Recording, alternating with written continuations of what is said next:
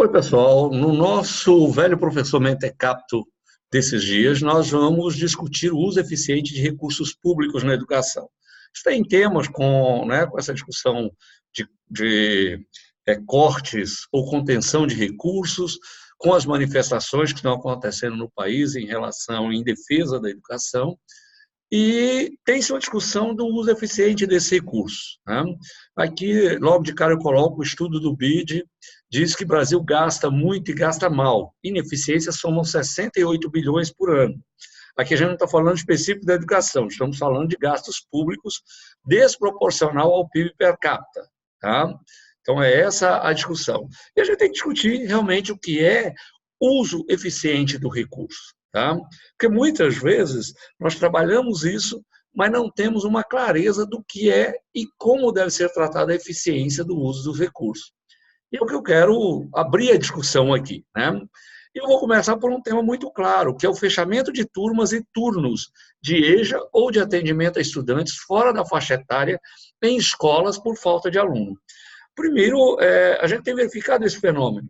Somente à noite, noturno, redução, fechamento de escolas para atendimento ao público de estudantes adultos ou jovens fora da faixa etária.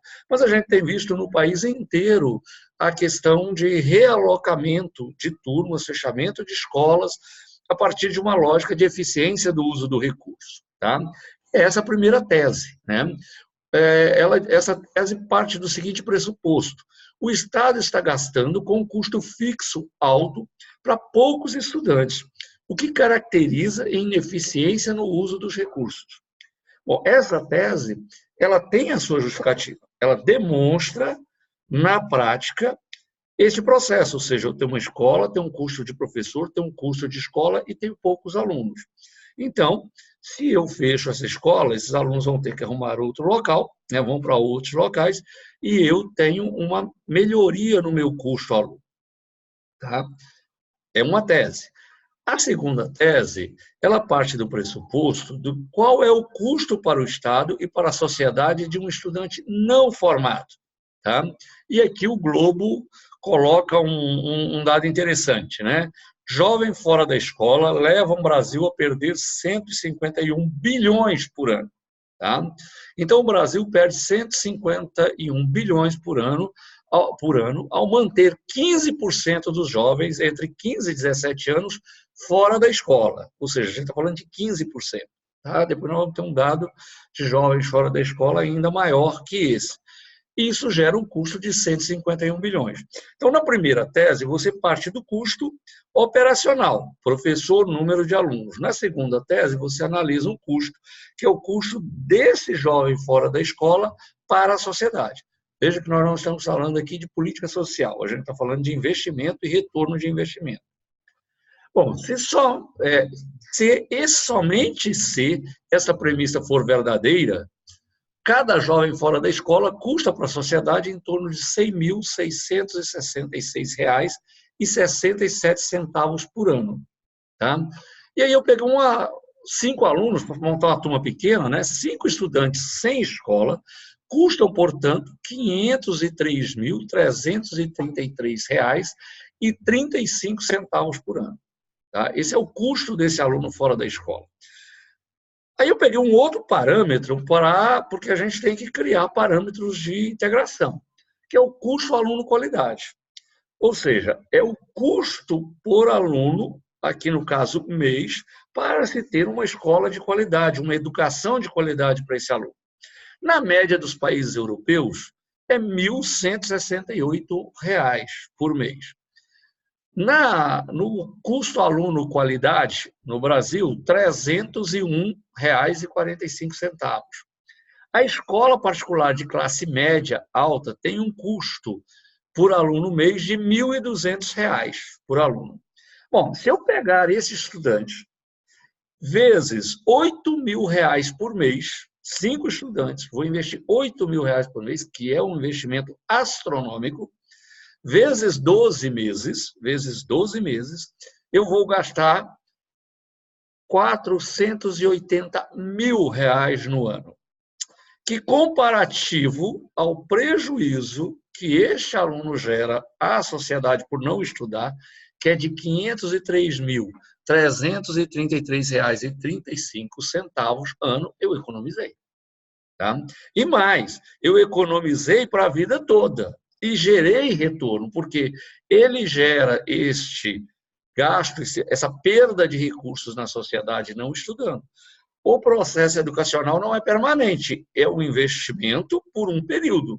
E depois, este retorno, né, que é dessa perda, ela é contínua, ou seja, você vai deixar de perder, né, esses R$ 503.333,35 para sempre, né? Ou seja, pelo menos para a vida útil do mundo do trabalho deste aluno, você não vai ter essa perda. Então, o ganho aí é significativo quando eu faço esse comparativo. Então, qual é a verdadeira questão aqui?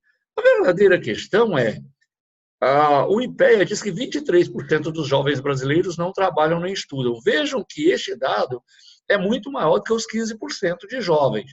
Como eu não peguei aqui nesses dados a faixa etária, pode ser uma questão de faixa etária, pode ser uma questão de interpretação, mas você tem um índice significativo.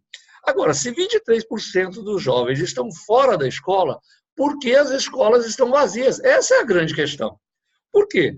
A escola vazia é um prejuízo para a sociedade. Não estou falando aí de direito social, de direito, de programa social, estou falando de investimento e perda de recursos na sociedade, de forma muito simples. Então, aí, você tem dois caminhos a serem trabalhados, né?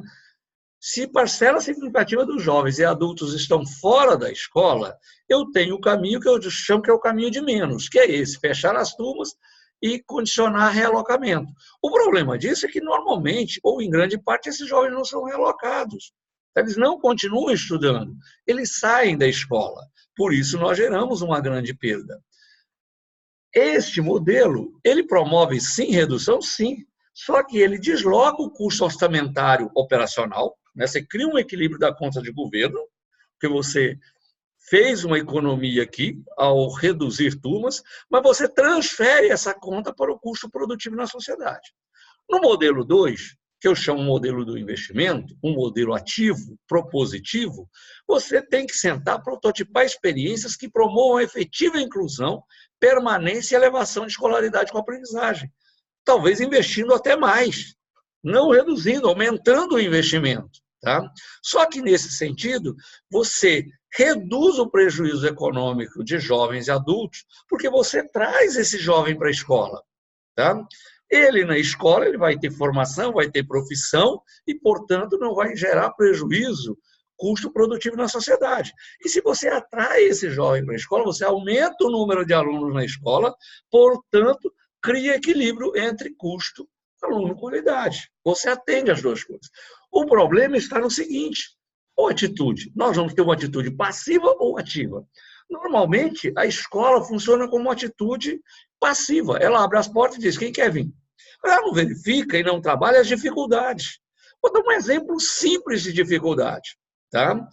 Que poderia ser resolvido. Se as escolas que atendem a públicos jovens e adultos que estão fora da faixa etária tivessem na escola uma brinquedoteca para atendimento de crianças, isso significaria que um grupo significativo de jovens que estão fora da escola, mulheres, porque têm filho pequeno, não tem condição de estudar, estudassem, porque elas vão ter um apoio ao cuidado da criança enquanto estão estudando.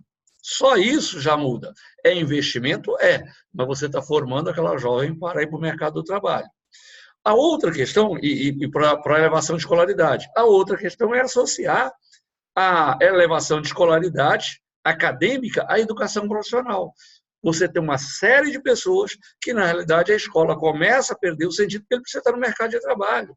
Tá? E quando você atrai, dando melhores condições para o mercado de trabalho e dando maior flexibilidade para esse estudo, você traz ele para a escola, aumenta a capacidade produtiva dele e a eficiência dele no mercado de trabalho ou no mundo do trabalho, gerando com isso economia para a sociedade e dando retorno ao investimento que foi feito pelo Estado. Tá? Agora, por que a nossa atitude é sempre passiva? Porque o servidor é cobrado em relação a quê? Ele é cobrado em relação ao modelo anterior, né? O primeiro modelo que é o negativo. O diretor falava para mim assim, olha, gente, eu não sou cobrado aqui se o aluno teve eficiência.